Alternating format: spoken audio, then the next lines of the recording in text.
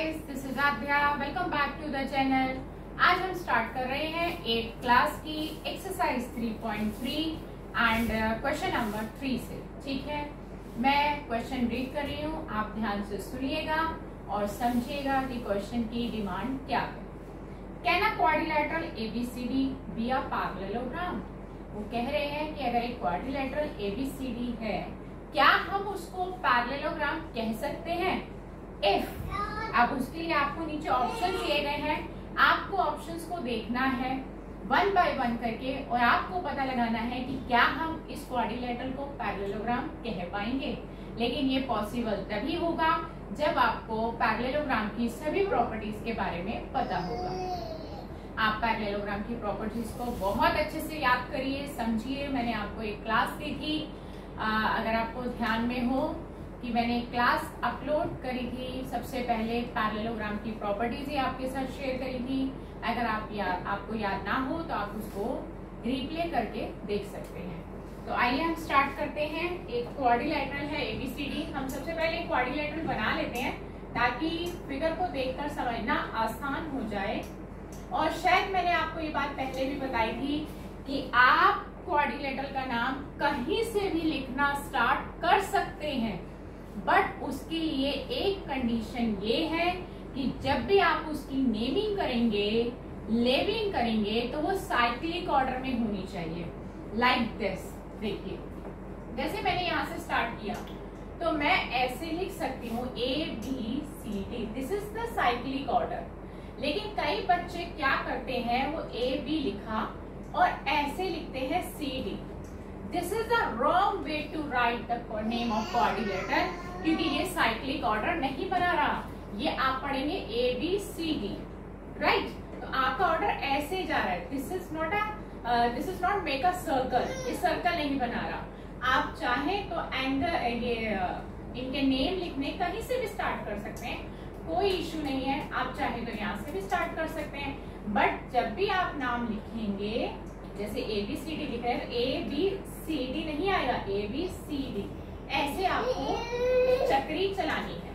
ठीक है, ये हमने नाम दे दिया है ABCD क्वाड्रिलेटरल को। अभी हमें ये नहीं पता कि ये पैरेललोग्राम है या नहीं। फर्स्ट पार्ट के लिए, हर पार्ट के लिए अपना अलग देखना पड़ेगा कि क्या हमें दिया गया है। ठीक है, अब हमारे को फर्स्ट पार्ट में क्या दिया है, मैं यहाँ पे फर्स्ट पार्ट आपके लिए लिख के देती हूँ। ये हमारी एक्सरसाइज 3.3 है 8th क्लास की और क्वेश्चन नंबर 3 है। ठीक है, और इसी का हम सॉल्यूशन अब देख रहे हैं, आपके साथ शेयर कर रहे हैं।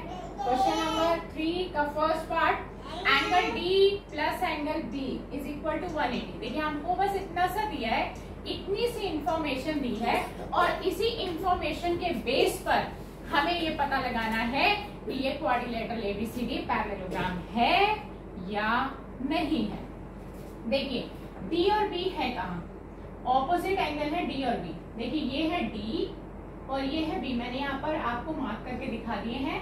ये फिलहाल इस क्वाड्रिलेटरल के लिए ऑपोजिट एंगल है और इनका सम 180 दिया हुआ है।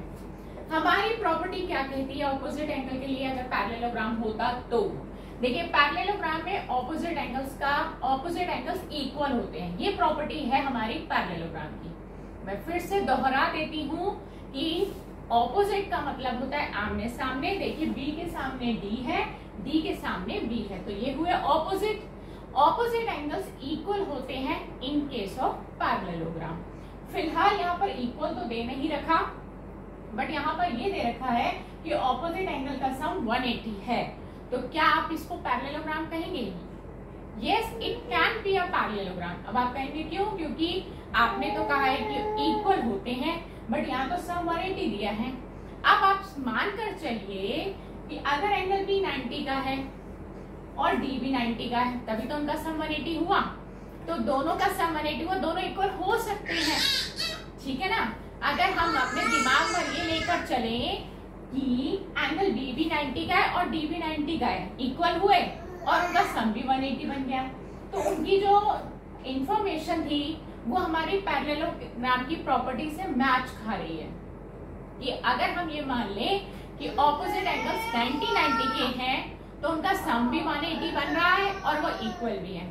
सो हम यहाँ पर लिख सकते हैं quadrilateral ABCD can be a parallelogram, ये पैरेललोग्राम हो सकता है। ठीक है, तो हम इसके आंसर में लिख रहे हैं quadrilateral ABCD can be a parallelogram, ये पैरेललोग्राम हो सकता है as if angle B is equal to 90 and angle D is equal to 90 and hence their sum will become 180।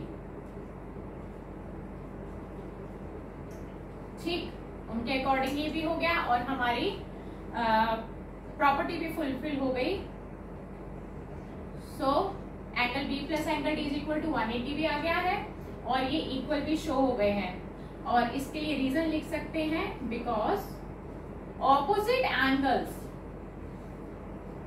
Of a parallelogram are equal. इस property के based पर हमने कहा it can be a parallelogram because opposite angles of a parallelogram are equal. तो हमने reasoning भी दे दी है कि इस रीजन की वजह से हम इस क्वाड्रिलेटरल ABCD को पैरेललोग्राम कह पा रहे हैं। ठीक है, चलते हैं सेकेंड पार्ट की तरफ। हमारा सेकेंड पार्ट क्या कहता है? हमारा सेकेंड पार्ट यहाँ पर मैं लिख रही हूँ, आप ध्यान से देखिए। हमारा जो सेकेंड पार्ट है वो है AB is equal to DC is equal to 8 centimetre, AD 4 centimetre and BC 4.4 centimetre. तो वो कह रहे हैं कि क्या आप इसको पैरेललोग्राम कह पाएंगे?